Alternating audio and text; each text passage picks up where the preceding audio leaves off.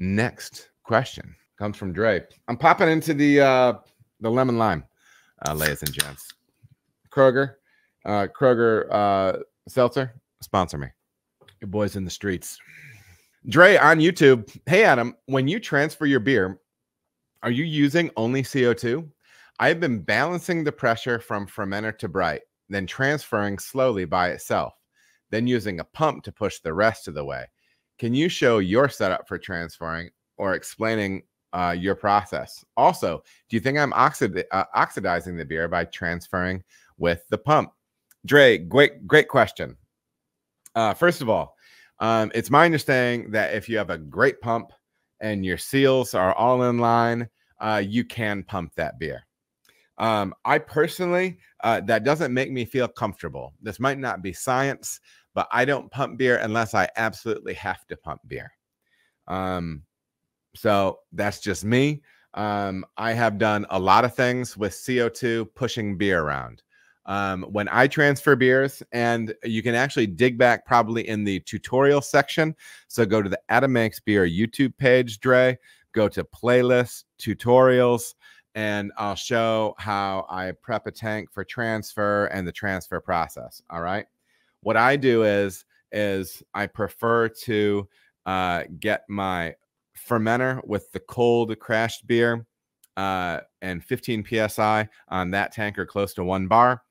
And then my receiving tank that I'm going to be transferring into, there's a host of other things that go into this: cleaning, sanitizing, purging, getting rid of all your sanitizer, stuff like that. But dropping the pressure in the receiving tank down to like 12 or 13 PSI, or maybe like 0.85 bar.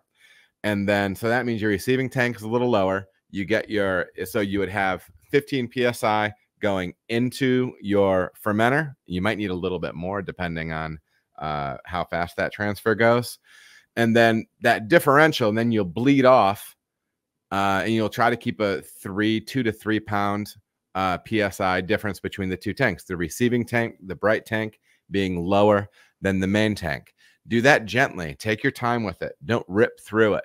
You'll get foaming, and you might end up blowing foam through your CIP arm on your receiving tank, things like that. I don't feel like you need to. I don't feel like you need to be pumping in that scenario. The question about oxidizing, I think there's a number of other things that you're going to be oxidizing your beer with before that. For instance, a poorly purged receiving tank, oxidizing sanitizer in line, not rinse from your tank. Poor block and bleed technique as you're getting ready to start filling the receiving tank. Things like that. I think that will get you more oxidation. I'm just not a fan of moving beer mechanically unless I have to. I push 15 barrels of beer to another floor using CO2. You can totally do it. You just want to keep that 2 to 3 pound differential lower on your receiving side, and you can move it, man. I don't think you need to. I don't think you need to do it with the pump. I wouldn't. It's just one more element that you can be adding. So, where something can go wrong. All right. Dre, thank you for the question. I appreciate it. I think that was the first question I got from you too. So, thank you.